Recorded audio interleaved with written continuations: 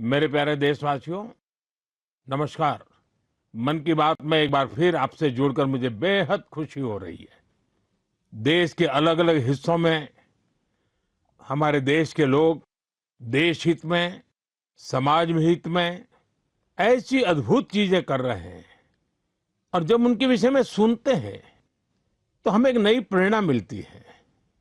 आज कार्यक्रम की शुरुआत मैं एथलेटिक्स में देश की ऐसी ही उपलब्धि से करूंगा। कुछ दिन पहले ही झारखंड के रांची में national senior athletics federation competition हुआ। इसमें करीब 800 एथलीट्स ने हिस्सा लिया। देश भर से आए थे। इस दौरान 4 अलग-अलग इवेंट में 4 नेशनल रिकॉर्ड टूटे। गुरिंदर वीर सिंह, विशाल टीके, तेजस्विनी शंकर, देव मीणा और कुलदीप कुमार, इन साथियों ने अलग अलग कैटेगरी में नए रिकॉर्ड बनाए। मैं सबसे पहले तो इन सभी को बहुत बहुत बधाई देता हूं। साथियों, एक इवेंट जिसकी देश भर में बहुत चर्चा हो रही है, वह है 100 मीटर रेस, 100 मीटर की दौड़। महज 2 दिनों के भीतर मेंस 100 मीटर रेस में नेशनल रिकॉर्ड 3 बार टूटा। जिन 2 एथलीट्स ने ये कमाल दिखाया है, वे हैं गुरिंदर वीर सिंह और अनिमेष कुजूर।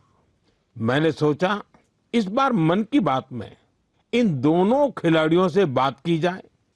अनिमेष जी नमस्कार, गुरिंदर वीर आपको भी नमस्कार, सत श्री अकाल। नमस्कार सर। नमस्कार। नमस्कार सर। अच्छा भैया, आपने तो बहुत बड़ा अचीवमेंट किया है।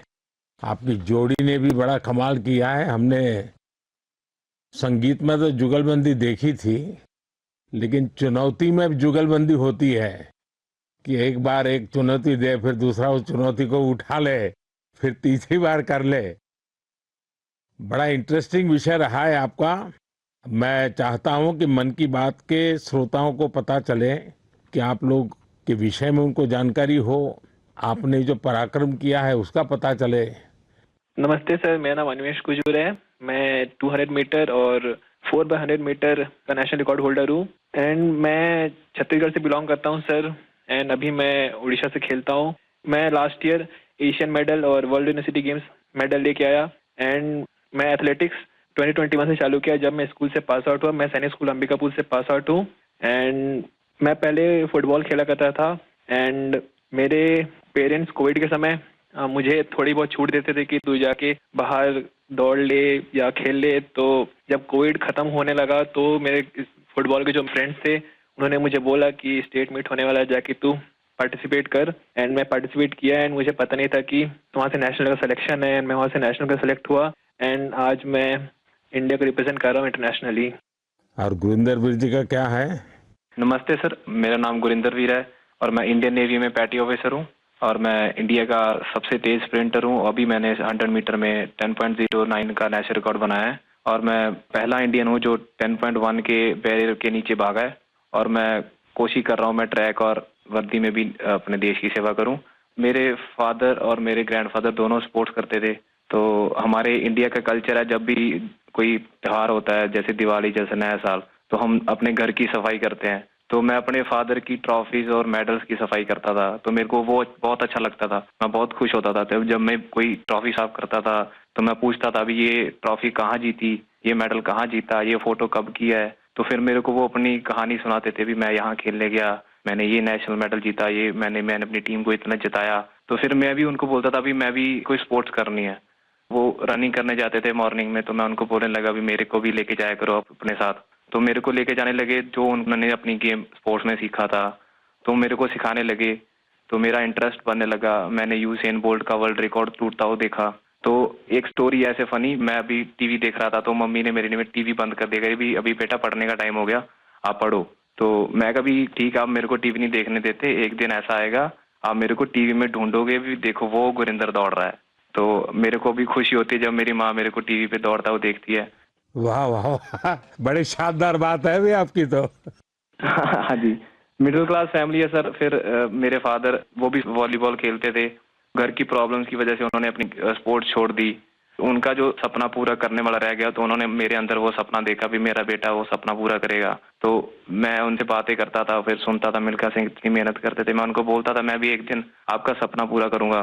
तो बोलते सपना पूरा ऐसे नहीं होता, उसके लिए बहुत हार्ड वर्क करना पड़ता है, मेहनत करनी पड़ती है। मिल्खा सिंह जी खून की उल्टियां करते थे, धूप में भागते थे, सारा सारा दिन ट्रेनिंग करते थे। तो वो चीजें मेरे को इंस्पायर करती थी। मेरे फादर मेरे को इंस्पायर करते थे कि मैं भागूंगा अपने देश के लिए मेडल लाऊं, जीतूं। और ये भी था भी जब मैंने इवेंट चूज किया 100 मीटर, सभी मेरे को बोलते थे भी 100 मत करो, 100 इंडियंस का इवेंट नहीं है, इंडियंस की बॉडी 100 मीटर के लिए बनी ही नहीं है।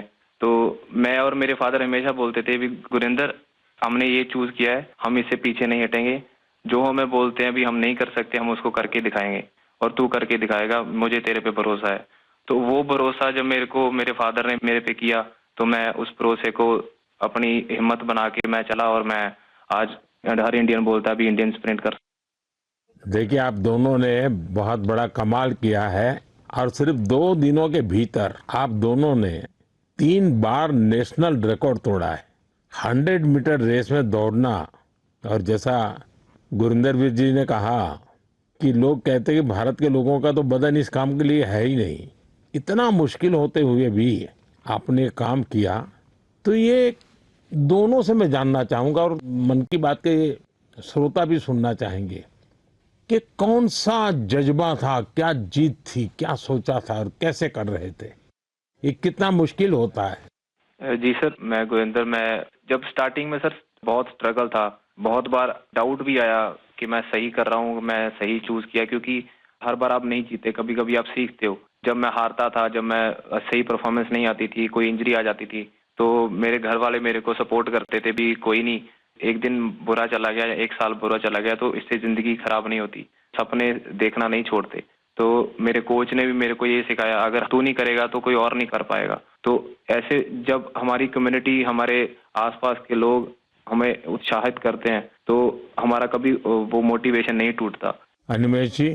सर मुझे तो सारे लोग बोलते थे कि जब मैं 2021 में चालू किया एथलेटिक्स, तो मुझे बोलते थे कि देख ये नया नया फील्ड है, तू कर पाएगा कि नहीं। तो मैं बोला कि अब मैं इस फील्ड में घुसा हूँ तो करूँगा ही। मेरे पापा भी हमेशा मुझे बोलते थे कि तू इस फील्ड में घुसा है तो कभी पीछे मुड़ के देखना मत, क्योंकि सोचते तो सभी हैं कि ये करना है वो करना है, बट करके बहुत कमी दिखाते हैं। तू बस इस फील्ड में घुसा है तो इस पे अमल रहना, इस पे आगे बढ़ना है।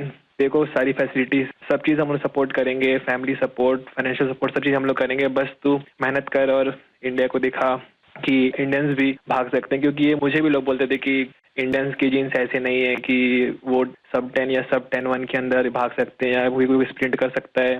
बट अभी हम दोनों ने ऐसे प्रूफ किया कि इंडियंस भी कर सकते हैं, ऐसा कोई हार्ड नहीं है हमारे लिए, हम भी सब कुछ कर सकते हैं। तो सर ये सारी चीज़ें मुझे बहुत मोटिवेट करती है, एंड जैसे जैसे हम ट्रेनिंग कर रहे हैं हम और टाइमिंग तोड़ रहे हैं अपना, एंड बाकी इंडियंस को भी ये चीज़ दिख रहा है कि इंडियंस भी कर सकते हैं, एंड हम और करेंगे सर अभी। एंड अभी हम दोनों का सिलेक्शन कॉमनवेल्थ गेम्स के लिए भी हुआ है, तो वहाँ अपकमिंग कंपटीशन में हम और अच्छा परफॉर्म करेंगे। अच्छा, देखिए, मेरे मन में भी एक कुतूहल है और लोगों को भी होगा। मैंने सुना है कि आप दोनों अच्छे दोस्त भी हैं। आप दोनों ने कुछ ठान रखा था क्या कि तुमने मेरा रिकॉर्ड तोड़ा तो मैं तेरा रिकॉर्ड तोड़ दूंगा? पहले अनिमेश बता दे। सर जी, पहले रिकॉर्ड 10.18 का था जो कि मेरा ही था, एंड देन उसको गुरिंदर भैया ने सेमीफाइनल में तोड़ दिया 10.17 करके, एंड मैंने फिर से उसको सेमीफाइनल 2 में 10.15 करके तोड़ दिया। तो उस समय जब मेरा सेमीफाइनल हुआ तो हम दोनों ही खुश थे कि हाँ चलो ठीक है, तो आज रिकॉर्ड टूटा एंड चलो हम दोनों ने तोड़ा ऐसा। क्योंकि उस समय कंपटीशन में राइवलरी रहती है, बट हम दोनों ठान के रखे थे पहले से ही कि उससे पहले हम लोग सऊदी अरेबिया भी गए थे कंपटीशन करने के लिए, तो वहाँ भी हम दोनों रूममेट थे, तो हम दोनों वहाँ भी ऐसा बात करते थे कि इंडिया के स्प्रिंटिंग को आगे लेके जाना है, एंड हमारे हाथों में है वो चीज़, हम जो करेंगे वही बाकियों को मोटिवेट करेगा। गुरिंदर वीर क्या कहना चाहेंगे? हम दोनों ने डिसाइड किया था भी हम दोनों अच्छा भागेंगे। तो कभी भी सर एक दूसरे को जरूरत होती है तो एक दूसरे के साथ खड़े होते हैं। जैसे अभी रिकॉर्ड करने से पहले जब मैंने रिकॉर्ड किया, फिर अनिमेश ने किया, तो जब हम वार्म अप कर रहे थे तो मैं अनिमेश को बता रहा था भी अनिमेश वो ब्लॉक सही है, उस पे जाके बैठ, वहां पे स्ट्राइड कर ले, हम वार्म अप यहाँ पे करेंगे, यहाँ पे वार्म अप सही होगा। तो एक दूसरे की हेल्प करते हैं, एक दूसरे की हेल्प करते हैं जब, तो दूसरा भी इम्प्रूव करता है, हम भी इम्प्रूव करते हैं। तो दोस्ती भी चाहिए सर, बट जब हम ग्राउंड के बाहर हैं, कंपटीशन के बाहर हैं, तो हम दोस्त हैं, बट जब हम ग्राउंड में चले जाते हैं तो एक दूसरे के कॉम्पिटिटर हो जाते हैं। तो ये होता भी, मैं इससे फास्ट भागूंगा, मैं इससे फास्ट भागूंगा। देखिए, आप लोगों ने जो स्पर्धा की है ना, वो देश का मान बढ़ाने के लिए की है, देश को भविष्य में इस जगह पे पहुंचाने के लिए की है और एक पॉजिटिव स्पिरिट से की है। और मैं मानता हूं कि आपका ये जो स्पोर्ट्समैन स्पिरिट है, खेलना भी है, एक दूसरे को चुनौती भी देना है और फिर आगे निकलने के लिए प्रयास करना है और फिर आगे जाने के लिए एक दूसरे की मदद करना है। ये अद्भुत काम किया है आप लोगों ने। मेरी तरफ से आपको बहुत बहुत बधाई, मेरी बहुत बहुत शुभकामनाएं और आप देश का नाम भी रोशन करेंगे, मुझे पूरा विश्वास है। आप ऐसे ही मेहनत करते रहिए, बहुत प्रगति होगी। बहुत बहुत शुभकामनाएं मेरी। शुक्रिया सर, शुक्रिया आपका सर। बहुत बहुत धन्यवाद। मेरे प्यारे देशवासियों, इस समय देश के ज्यादातर हिस्सों में बहुत गर्मी पड़ रही है। तेज धूप, गर्म हवाएं, ऐसे मौसम में अपना ध्यान रखना बहुत जरूरी है। पानी पीते रहिए। धूप में अगर निकलना ही पड़े तो थोड़ा संभल कर निकले। इस दिशा में सरकार की भिन्न भिन्न डिपार्टमेंट्स ने जो गाइडलाइंस जारी की है वो भी भूलिएगा नहीं। साथियों, हमारे यहाँ गर्मी से लड़ने का तरीका कई बार रसोई में भी मिलता है। आपने भी देखा होगा, जैसे जैसे गर्मी बढ़ती है वैसे वैसे घर की रसोई का स्वाद बदल जाता है, रसोई का प्रकार बदल जाता है। कहीं मटके का पानी निकल आता है, कहीं दही जमने लगता है, तो कहीं कच्चे आम उबलने लगते हैं और फिर शुरू होता है देसी पेय का दौर। देसी पेय से आप भी परिचित हैं। अगर आप उत्तर भारत में जाएंगे तो काफी जगह आपको मिलेगा आम पन्ना, कच्चे आम का स्वाद और गर्मी से राहत भी। पंजाब हरियाणा जाइए तो लस्सी मिल जाएगी, बड़े गिलास वाली लस्सी। राजस्थान और गुजरात में छाछ जैसे हर खाने की साथी बन जाती है। और बिहार, झारखंड, पूर्वी उत्तर प्रदेश में सत्तू का शरबत, उसकी तो बात ही क्या है, पेट भी भरे, ताकत भी दे। कोंकण और गोवा में कोकम शरबत, सोल कढ़ी, दक्षिण भारत में पानकम, नीरमोर, संबारम और ओडिशा में बेलपना। वो सिर्फ पेय नहीं, भारत के अलग अलग क्षेत्रों की परंपरा का हिस्सा है और इसमें एक भारत श्रेष्ठ भारत की भावना की झलक भी मिलती है। और एक बात जरूर ध्यान रखिएगा, इनमें से ज्यादातर चीजें हमारी अपनी रसोई से निकली है, हमारे खेत खलिहान से निकली है। कोई बड़ी ब्रांडिंग नहीं है, लेकिन पीढ़ियों का अनुभव उनमें समाया हुआ है। आप भी गर्मी के दौरान देसी पेयजलों का खूब आनंद लीजिए। साथियों, गर्मी आते ही एक और चर्चा हर घर में शुरू हो जाती है और वो है आम। आम आम चर्चा का विषय होता है। भारत में शायद ही कोई घर होगा जहां गर्मियों में आम की बात न होती हो। हर इलाके का अपना आम, अपना स्वाद, अपनी खुशबू। महाराष्ट्र और कोंकण का हापुस, अल्फांसो, गुजरात का केसर, यह तो आमरस की जान है। उत्तर प्रदेश का दशहरी और मेरी काशी का लंगड़ा। वैसे लंगड़ा आम की एक खास बात होती है, पकने के बाद भी उसका रंग कई बार हरा ही रहता है। बिहार का जर्दालू, जिसकी खुशबू दूर से पहचान में आ जाए। चौसा, मालदा, हर नाम के साथ लोगों की यादें जुड़ी हुई हैं। दक्षिण भारत जाइए तो बंगनपल्ली, तोतापुरी, नीलम, मलगोवा, बंगाल का हिमसागर, उड़ीसा और आंध्र प्रदेश का सुवर्ण रेखा, यानी जगह बदलती है, आम का रूप, रंग और उसका स्वाद भी बदल जाता है। और साथियों, आम की ये यात्रा अब गांव से ग्लोबल मार्केट तक भी पहुंच रही है। आज मन की बात के माध्यम से मैं आम की पैदावार से जुड़े अपने किसान भाई बहनों की प्रशंसा करूंगा। आप देश की कृषि अर्थव्यवस्था के लिए आम किसान नहीं, बहुत विशेष हैं। ऐसे ही छाए रहिए। साथियों, गर्मी के इन दिनों में ऐसे तो स्कूलों की छुट्टियां होती हैं, लेकिन मैं एक ऐसे क्लास की बात करूंगा जिसमें आपका एडमिशन करने का मन कर जाएगा। साथियों, एक स्थिति की कल्पना कीजिए, एक ऐसा स्कूल जहां बच्चे भी आते हो, युवा भी और बुजुर्ग भी, जहां कोई फीस ना हो, कोई बड़ी बिल्डिंग ना हो, कोई क्लासरूम भी ना हो, और सबसे रोचक बात, वहां क्लास नदी में लगती हो। साथियों, ये कोई कहानी नहीं है, ये एक सच्चा प्रयास है। केरलम के आलुवा में साजी वलाशेरिल जी ऐसा ही एक स्विमिंग क्लब चला रहे हैं। अब तक 15,000 से ज्यादा लोग यहाँ तैरना सीख चुके हैं। साजी जी ने दिव्यांग बच्चों को भी स्विमिंग सिखाई है। इस प्रयास के पीछे एक पीड़ा भी छिपी है। कुछ वर्ष पहले एक नौका हादसे में कई छात्रों की मृत्यु हो गई थी। उस घटना ने साजी जी को भीतर तक झकझोर दिया। उन्होंने सोचा, अगर बच्चों को तैरना आता होता तो शायद कई जानें बच जाती। बस यहीं से शुरू हुआ उनका ये अभियान। साथियों, साजी वलाशेरिल जी का जीवन हमें एक बहुत बड़ी सीख देता है। सेवा करने के लिए बहुत बड़े साधन जरूरी नहीं होते, जरूरी होता है एक अच्छा इरादा और लगातार किया गया प्रयास। इन्हीं के दम पर हजारों लोगों के जीवन में बदलाव लाया जा सकता है। मेरे प्यारे देशवासियों, बीते दिनों मुझे यूरोप के नीदरलैंड जाने का अवसर मिला। वहां मैं कई मीटिंग में शामिल हुआ। इसी दौरान एक ऐसा क्षण आया जिसने हर भारतीय को गर्व से भर दिया। नीदरलैंड्स में आयोजित एक विशेष समारोह में चोला काल की प्राचीन ताम्र पट्टिकाएं भारत को वापस सौंपी गई।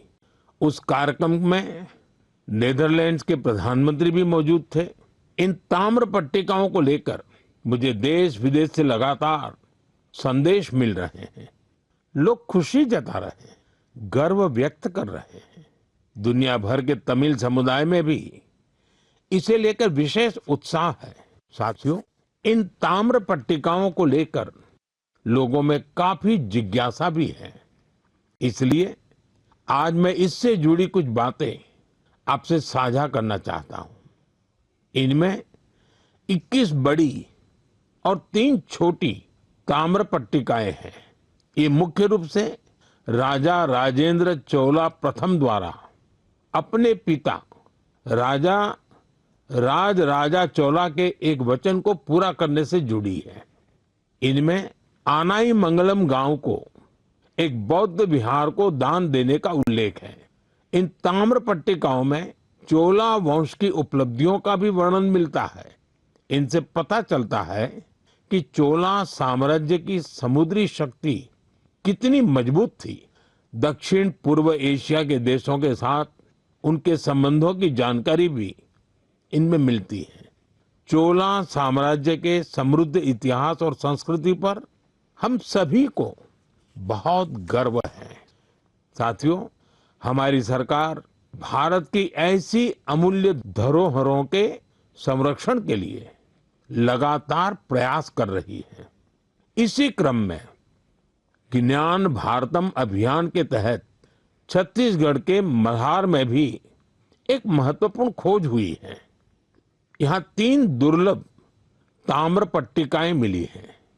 ये पांडुवंशी राजवंश के महर्षि बालार्जुन के शासनकाल से जुड़ी मानी जा रही है। विशेषज्ञ मानते हैं कि इंस्क्रिप्शंस 6ठी 7वीं सदी के हैं, यानी 1400-1500 साल पुराने। ये ताम्र पट्टिकाएं प्राचीन ब्राह्मी लिपि और पाली भाषा में लिखी गई है। इनसे उस समय की शासन व्यवस्था, धर्म और संस्कृति के बारे में महत्वपूर्ण जानकारी मिलती है। साथियों, हम भारतीयों में खगोल विज्ञान यानी एस्ट्रोनॉमी को लेकर हमेशा विशेष आकर्षण रहा है। हमारे देश में आज भी सदियों पुरानी ऑब्जर्वेटरीज मौजूद है। यहाँ अद्भुत मैथमेटिकल डिस्कवरीज हुई है। नेविगेशन हो, पंचांग हो या हमारे पर्व त्योहार, इन सब का संबंध आकाश और तारों से रहा है। हमारे यहाँ एस्ट्रोनॉमी ने हर पीढ़ी में कौतूहल जगाया है, उसे एक्सप्लोरेशन के लिए प्रेरित किया है और आज के युवाओं में भी इसे लेकर काफी उत्साह दिखाई देता है।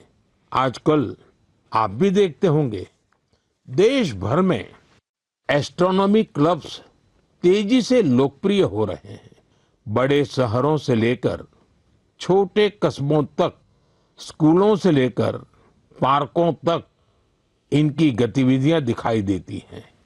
मुझे बेंगलोर एस्ट्रोनॉमिकल सोसाइटी के बारे में जानकारी मिली। यहाँ ऑब्जर्वेशनल सेशंस आयोजित किए जाते हैं। इस संस्था ने ग्रामीण क्षेत्रों में एस्ट्रोनॉमी को लोकप्रिय बनाने का मिशन भी शुरू किया है। खगोल मंडल नाम की टीम ने 30 घंटे का एक बहुत इनोवेटिव कोर्स शुरू किया है। साथियों, रात में तारों को निहारना अपने आप में अद्भुत अनुभव होता है। एस्ट्रो केरला नाम की एक संस्था नाइट ऑब्जर्वेशन कैंप और वर्कशॉप आयोजित करती है।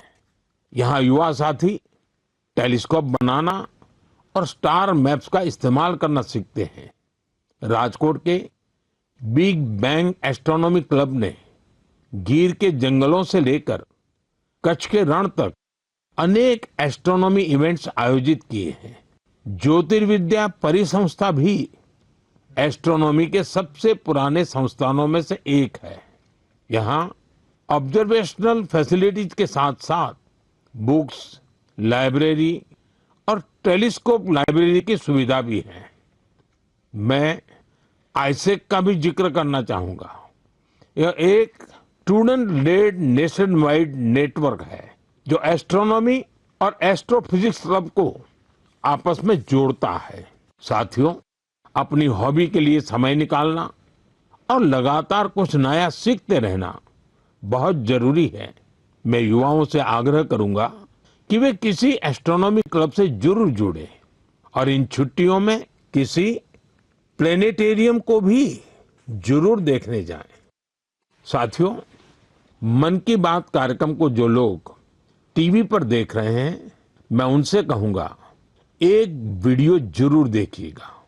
ये वीडियो पिछले दिनों बहुत चर्चा में रहा। इसमें कुछ लोग बहुत धैर्य से, बहुत सावधानी से एक गंगा डॉल्फिन को बचाने की कोशिश कर रहे हैं। आपको ये जानकर आश्चर्य होगा, इस पूरे प्रयास में करीब 13 घंटे लगे और आखिरकार वो डॉल्फिन बच गई। साथियों, इसमें बहुत बड़ी भूमिका रही भारत की पहली गंगा डॉल्फिन रेस्क्यू एम्बुलेंस की। ये घटना उत्तर प्रदेश की है। वहां एक गंगा डॉल्फिन नहर में फंस गई थी। ऐसे समय में नमामि गंगे अभियान के तहत बनी ये एम्बुलेंस उसके लिए उम्मीद बनकर पहुंची। फिर बहुत सावधानी से उसे बाहर निकाला गया, उसकी जांच की गई, उसका इलाज किया गया और उसके बाद उसे सुरक्षित राप्ती नदी में छोड़ दिया गया। एक तरह से कहें तो एक जीवन फिर अपने घर लौट गया। साथियों, ये डॉल्फिन रेस्क्यू एम्बुलेंस बहुत खास है। इसे एक चलते फिरते अस्पताल की तरह तैयार किया गया है। इसमें डॉल्फिन को सुरक्षित रखने की व्यवस्था है, ऑक्सीजन की सुविधा है, विशेष स्ट्रेचर है, बचाव के उपकरण है। यानी अगर कोई डॉल्फिन घायल हो जाए, नहर में फंस जाए या नदी से कट जाए तो तुरंत उसकी मदद की जा सकती है। साथियों, जब हम गंगा डॉल्फिन को बचाते हैं तो हम सिर्फ एक प्रजाति को नहीं बचाते, हम गंगा की जैव विविधता को बचाते हैं, नदी के पूरे जीवन तंत्र को बचाते हैं और अपनी आने वाली पीढ़ियों के लिए प्रकृति की एक अमूल्य धरोहर भी बचाते हैं। मेरे प्यारे देशवासियों, आप में से बहुत लोगों की नदी, तालाब और कुएं के पानी से जुड़ी यादें जरूर होगी। किसी को तालाब में तैरना याद होगा, किसी को दोस्तों के साथ तालाब किनारे खेलना, किसी को उस मिट्टी की खुशबू याद होगी। बचपन की ऐसी यादें जीवन भर मन में बसी रहती हैं। साथियों, ऐसी ही यादों को बचाने की एक प्रेरक गाथा उत्तर प्रदेश के बस्ती जिले से सामने आई है। बस्ती के आकाश गुप्ता अपने गांव की मनोरमा नदी को देखकर बहुत दुखी होते थे, क्योंकि जिस नदी को उन्होंने बचपन में साफ और जीवन देखा था, समय के साथ उस नदी में प्लास्टिक जमा होने लगा था, गंदगी बढ़ती चली जा रही थी। श्रीमान आकाश ने तय किया कि शिकायत नहीं करेंगे, एक नई शुरुआत करेंगे। शिकायत नहीं, शुरुआत मंत्र बन गया। उन्होंने अपने दोस्तों को साथ लिया। सिर्फ जाल था, फावड़ा था, टोकरी थी और सबसे बड़ी ताकत थी कुछ बदलने का संकल्प। ये युवा नदी में उतरते थे, जलकुंभ भी निकालते थे, प्लास्टिक और कचरा बाहर लाते थे। कई बार एक दिन में 50-60 किलो तक कचरा नदी से निकाला गया। धीरे धीरे मनोरमा नदी का वह हिस्सा फिर से साफ दिखने लगा। आसपास के लोगों का ध्यान भी इस काम की तरफ गया। लोगों में स्वच्छता को लेकर जागरूकता बढ़ी। साथियों, ऐसी ही एक प्रेरक कहानी गोवा से भी सामने आई है। गोवा के बाल कृष्ण अय्या जी रिटायर्ड टीचर हैं, लेकिन समाज के लिए काम करने का उनका उत्साह आज भी वैसा ही है। उन्हें मड्डी तोलाब इलाके में पानी की समस्या बहुत परेशान करती थी। उन्होंने भी समाधान के लिए काम शुरू किया। बालकृष्ण जी ने पाइपलाइन बिछाने के काम में महत्वपूर्ण भूमिका निभाई। इससे कई घरों तक पानी पहुंचा। जिन परिवारों को पानी के लिए रोज संघर्ष करना पड़ता था, उनके लिए यह बहुत बड़ी राहत बनी। साथियों, पिछले महीने मुझे एक बहुत अच्छा अनुभव हुआ। इसका संबंध मन की बात से भी जुड़ा है, इसलिए आज मैं इसकी चर्चा आपसे करना चाहता हूँ। तमिलनाडु के नागरकोइल में मेरी मुलाकात एक टीचर से हुई। करीब 3 दशक पहले भी मैं उनसे मिला था। मैं बात कर रहा हूँ गिरिजा अम्मा जी की। इस मुलाकात के दौरान कुछ युवा स्टूडेंट्स भी उनके साथ थे। साथियों, गिरिजा अम्मा जी करीब 15 स्कूल चलाती हैं। इनमें चेन्नई का जय गोपाल गरोडिया हिंदू विद्यालय बहुत प्रमुख है। उनकी देशभक्ति की भावना हर भारतवासी को प्रेरित करने वाली है।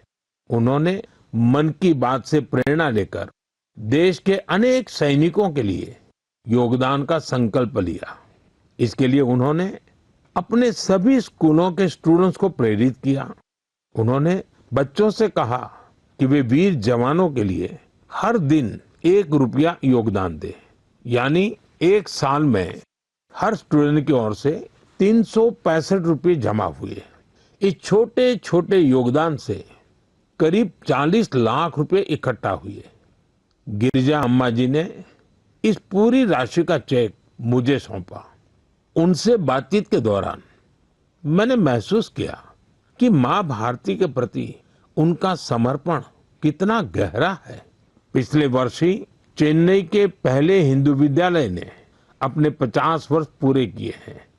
देश की शिक्षा और सांस्कृतिक गौरव को आगे बढ़ाने में स्कूल नेटवर्क की भूमिका बहुत प्रशंसनीय है।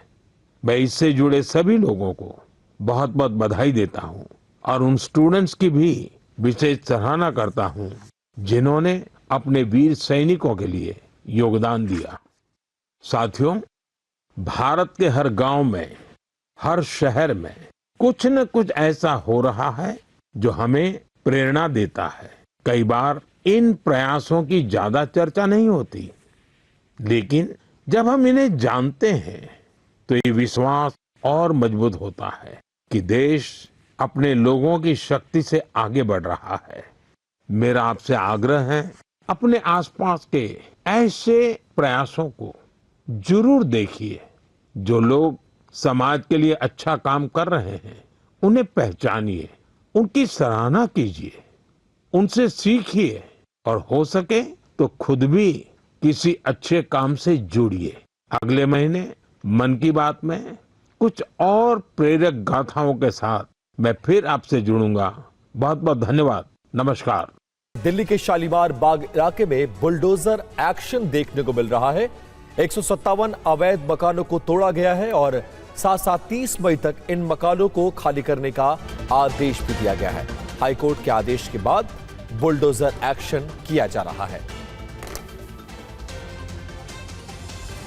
तो दिल्ली के शालीमार बाग में बुलडोजर एक्शन देखने को मिल रहा। हाईकोर्ट ने शालीमार बाग में एक रोड को चौड़ा करने का आदेश दिया था और जिस तरह से अतिक्रमण करके मकानों को बनाया गया था उसके बाद अब इन मकानों को तोड़ा जा रहा है।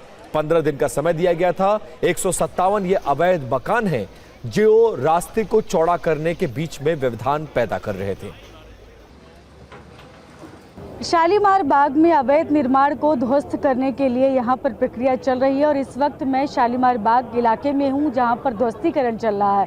वो आप साफ साफ तस्वीरों में देख सकते हैं कि ध्वस्तीकरण के लिए देखिए किस तरह से बुलडोज़र यहाँ पर लगाया गया है और बुलडोज़र की कार्रवाई चल रही है और 150 के आसपास जो है यहाँ पर मकानों को गिराया जाना है जिनको कि अवैध बताया जा रहा है और इनको समय दिया गया था 30 मई तक का। उसके बाद ध्वस्तीकरण की कार्रवाई शुरू की गई है और यहाँ पर कोई भी कानून व्यवस्था न बिगड़े इसके लिए दिल्ली पुलिस की टीम तैनात की गई है और उसके अलावा पैरामिलिट्री फोर्स भी तैनात है। वो आप साफ साफ देख सकते हैं किस तरह से जो मकान यहाँ पर बने हुए हैं उनको गिराने की प्रक्रिया किस तरह से चल रही है। वो आप देखिए बुलडोज़र चारों तरफ से लगे हुए हैं और बुलडोज़र किस तरह से गिरा रहे हैं। इसमें लगभग लंबा समय लग सकता है, इसीलिए यहाँ पर चारों तरफ से बैरिकेडिंग कर दी गई है ताकि लोगों की आवाजाही इस इलाके में न रहे, ताकि कोई कानून व्यवस्था न बिगड़ने पाए, शांति बनी रहे। इसके लिए दिल्ली पुलिस बड़ी संख्या में तैनात की गई है और यहाँ पर पैरामिलिट्री फोर्स भी तैनात है। लगभग 4 कंपनियाँ, 400 जवान, CRPF की जो महिला कमांडो भी तैनात की गई हैं और देखिए आपको चारों तरफ से बैरिकेडिंग भी नज़र आएगी। यहाँ तो यहाँ पर लगभग 150 मकानों को गिराया जाना है, इसलिए इस प्रक्रिया में लंबा समय लगेगा। इसलिए आप हर तरफ देखेंगे यहाँ पर पूरा का पूरा अमला तैनात है। वो तस्वीरें आप साफ देख सकते हैं किस तरह से बैरिकेडिंग है और यहाँ हर तरफ आपको पुलिस ही नज़र आएगी। इस पूरी रोड को भी बंद कर दिया गया है और काम जो है यहाँ पर मैक्स अस्पताल और मुख्य सड़क को चूँकि चौड़ा करने के लिए काम होना है। 30 मीटर रोड को जो है तक अवैध निर्माण को ध्वस्त किया जाएगा। इसके लिए चौड़ीकरण का काम होना है, इसके लिए यहाँ पर ध्वस्तीकरण हो रहा है। तो जहाँ जिसका ध्वस्तीकरण हो रहा है उसको अवैध बताया गया था, इसी के लिए 30 मई तक का समय दिया गया था और अब ध्वस्तीकरण की कार्रवाई जो है वो शुरू हो चुकी है। कैमरा पर्सन अभिषेक के साथ में शालिनी वाजपेयी, TV9 भारतवर्ष, दिल्ली। और वहीं इस मुद्दे पर दिल्ली के DCP नॉर्थ वेस्ट आकांक्षा यादव का क्या कुछ कहना है वो आपको सुनाते हैं। DCP नॉर्थ वेस्ट आकांक्षा यादव जी हमारे साथ हैं। मैम, आप यहाँ पर आई हैं और यहाँ पर डेमोलिशन ड्राइव चल रही शालीमार बाग में, कितने घरों को ध्वस्त किया जाना है? ये तकरीबन 147 घर हैं जो सरकारी ज़मीन पे बने हुए थे। तो सुप्रीम कोर्ट के निर्देश के अनुसार सिविल एजेंसीज़ जो हैं वो इनको डिमोलिश कर रही हैं और दिल्ली पुलिस जो है वो सिक्योरिटी और लॉ एंड ऑर्डर अपना मेंटेन करे हुए है। अच्छा, लोगों का कहना है कि सबको बाहर कर दिया गया, यहीं पर लोग रोड पर हैं, लोगों ने सुबह से कुछ खाया नहीं, क्या लोगों ने विरोध भी किया इसको लेकर कि उनका घर टूट रहा है? नहीं, दिल्ली पुलिस ने जब हम लोगों ने सुबह यहाँ पे अपना अरेंजमेंट लगाया है तब हमें घर खाली मिले थे, तो किसी तरह का विरोध नहीं हुआ है और इसको हम पीसफुली कंडक्ट करा रहे हैं। तो सीधे आपको लिए चलते हैं शालीमार बाग, जहां पर हमारी संवाददाता शालिनी वाजपेयी हमारे साथ लाइव जुड़ गए हैं।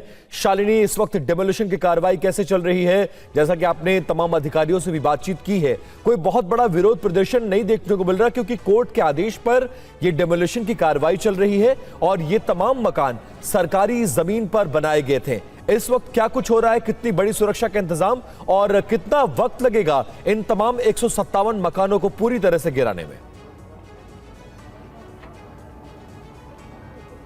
बिल्कुल, मैं आपको सबसे पहले तस्वीरें दिखाती हूँ यहाँ पर शालीमार बाग में, जहाँ पर ये ध्वस्तीकरण की कार्रवाई चल रही है। तो वो देख सकते हैं कि बुलडोज़र जो है वो यहाँ पर खड़े हैं और घरों को जो है वो तोड़ रहे हैं। लगभग 150 के आसपास घरों को तोड़ा जाना है और इसके लिए ये पूरी सड़क जो आप देख रहे हैं, ये पूरी सड़क को बंद कर दिया गया है। और रात से ही लगभग कहेंगे कि पुलिस यहाँ पर तैनात हो गई, पूरी कैंप की तरह यहाँ पर हर तरफ आपको नज़र आएगी। गाड़ियाँ यहाँ पर पुलिस की, पैरामिलिट्री फोर्स आपको हर तरफ नजर आएगी। तो बड़ी संख्या में यहाँ पर जो है वो जवान तैनात किए गए हैं। और हमने जो डीसीपी और जो डीएम से बातचीत की, उनका कहना है कि फिलहाल आज ही है जो है ध्वस्तीकरण की कार्रवाई हम पूरी कर लेंगे और किसी भी तरह का कोई विरोध जो है वो सामने नहीं आया है। कारण ये है कि सुप्रीम कोर्ट, डीएम कह रहे हैं कि शालिनी, तो तमाम पुलिसकर्मियों की मौजूदगी में डेमोलिशन की कार्रवाई चल रही है। फिलहाल इस जानकारी के लिए शुक्रिया आपका।